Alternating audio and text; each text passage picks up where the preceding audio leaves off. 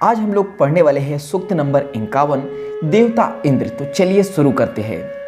हे श्रोताओं, यजमानों द्वारा बुलाए गए ऋत्विजों द्वारा स्तुति किए जाते हुए, यहाँ पे ऋत्विजों का मतलब है जो यज्ञ कराने वाले होते हैं या करने वाले होते हैं, उसे ऋत्विज कहा जाता है। तो हे श्रोताओं यानी हे प्रार्थना करने वालों, यजमानों द्वारा बुलाए गए, यजमान यानी जिन्हें यज्ञ कराना होता है, यजमानों द्वारा बुलाए गए ऋत्विजों द्वारा स्तुति किए जाते हुए यानी प्रार्थना किए जाते हुए धन के आवास एवं बलवान इंद्र को अपने वचनों द्वारा प्रसन्न करो, जो इंद्र सूर्य किरणों के समान सबका हित करते हैं यानी सबका भला करते हैं।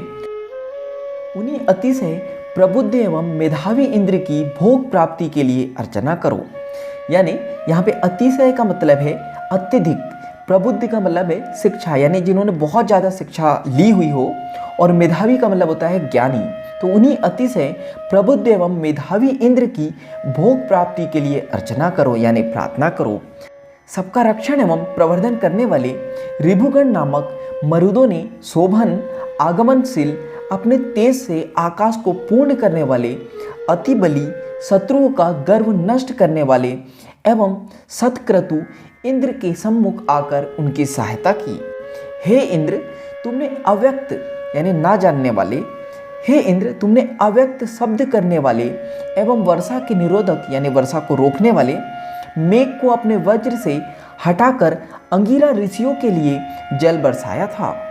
जब असुरों ने अत्रि को पीड़ा पहुंचाने, यहाँ पे अत्रि का मतलब है एक ऋषि, जब असुरों ने अत्रि को पीड़ा पहुंचाने के लिए सतद्वार नामक यंत्र का प्रयोग किया था, तब तुमने उन्हें मार्ग बताया था।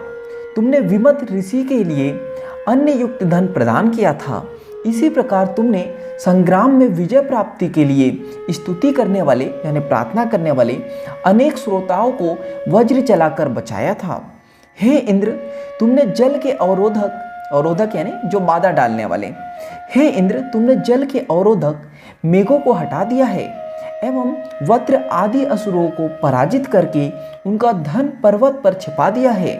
तुमने तीनों लोगों की हिंसा करने वाले वज्र का वध किया एवं उसके तुरंत पश्चात संसार को देखने के लिए सूर्य को आकाश में चढ़ा दिया था। हे इंद्र, जो असुर हविष्य मतलब हवि पाने योग्य, और हवि का मतलब होता है हवन में डाली जाने वाली पवित्र सामग्री को हवि कहते हैं। तो यहाँ पे हविष्य का मतलब है हवि पाने योग्य। तो हे इंद्र, जो असुर अविष्य अन्नों से सुशोभित अपने मुखों में ही यज्ञीय सामग्री डाल लेते थे, तुमने उन मायावियों को माया द्वारा पराजित किया था। हे यजमानों पर अनुग्रह बुद्धि रखने वाले इंद्र, तुमने प्रीसु असुर के निवास स्थान ध्वस्त कर दिए थे। तुमने हत्या करने के लिए उदक दस्युओं के हाथों में पड़े ऋषिस्वान की पूर्णतः रक्षा की थी यानी कि पूरी तरीके से सुरक्षा की थी। हे इंद्र, तुमने सुष्ण असुर के साथ भयानक संग्राम में कुल्स ऋषि की रक्षा की थी तथा अतिथियों का स्वागत करने वाले दियोदास को बचाने के लिए संबर असुर का वध किया था। तुमने अर्बुद नामक महान असुर को पैरों से कुचल डाला था।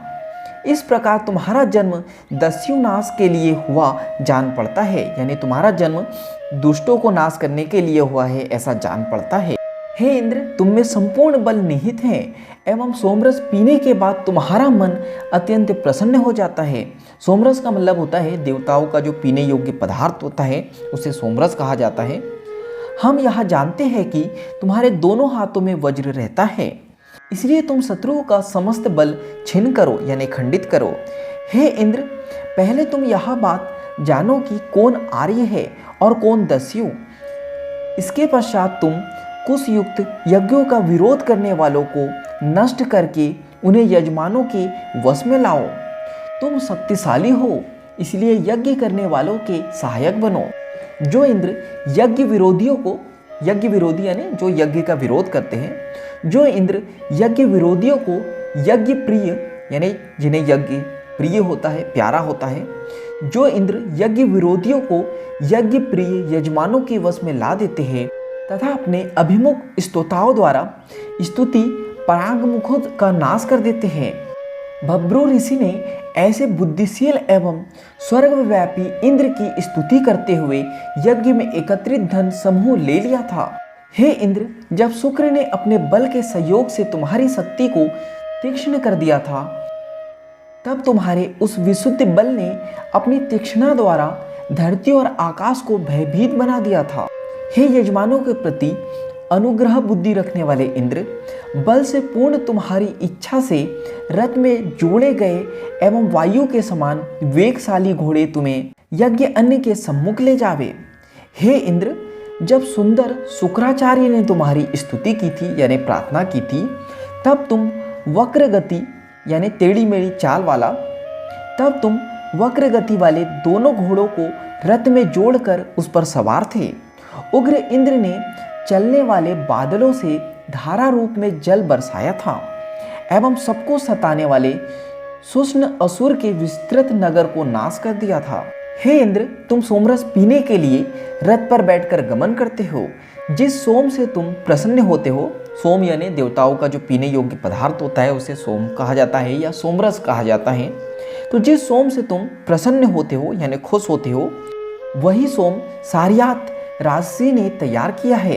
तुम जिस प्रकार अन्य यज्ञों में निचोड़े हुए सोमरस को पीते हो, उसी प्रकार इस सारियात के सोम की भी कामना करो यानी इच्छा करो। ऐसा करने से तुम स्वर्ग में स्थिर यश प्राप्त करोगे। हे इंद्र, तुमने यज्ञों में सोम निचोड़ने वाले एवं तुम्हारी स्तुति करने के इच्छुक यानी तुम्हारी प्रार्थना करने के इच्छुक वृद्ध कक्षीवान ऋषि को वर्च्या नामक युवती प्रदान की थी। हे शोभन कर्म करने वाले इंद्र यानी अच्छा कर्म करने वाले इंद्र, तुम वृषणास्व राजा के घर मेना नामक कन्या के रूप में उत्पन्न हुए थे। सोमरस निचोड़ते समय तुम्हारी इन सब कथाओं का वर्णन होना चाहिए। शोभन कर्म करने वाले यजमान निर्धनता से सुरक्षित होने के लिए इंद्र की सेवा करते हैं। निर्धनता का मतलब गरीबी से सुरक्षित होने के लिए इंद्र की सेवा करते हैं। अंगिरा वंशी यज्ञों के स्रोत यज्ञ द्वार पर गड़े लकड़ियों के खंभों के समान निश्चल है। धन देने वाले इंद्र यजमानों के लिए अश्व, रथ एवं विविध संपत्तियों को देने की इच्छा करते हैं तथा सब प्रकार से धन देने के लिए स्थित है। हे इंद्र, तुम वर्णनशील अपने तेज के द्वारा प्रकाशित वास्तविक बल संपन्न एवं अत्यंत महान हो। हमने यह स्तुति वचन तुम्हारे लिए ही प्रयोग किया है। हम इस युद्ध में समस्त वीरों सहित विजय प्राप्त करके तुम्हारे द्वारा दिए हुए सुंदर घर में विद्वान ऋत्विजों के साथ निवास करते हैं। तो यहाँ पे सूक्त नंबर 51 समाप्त होता है। आज के लिए इतना ही। धन्यवाद।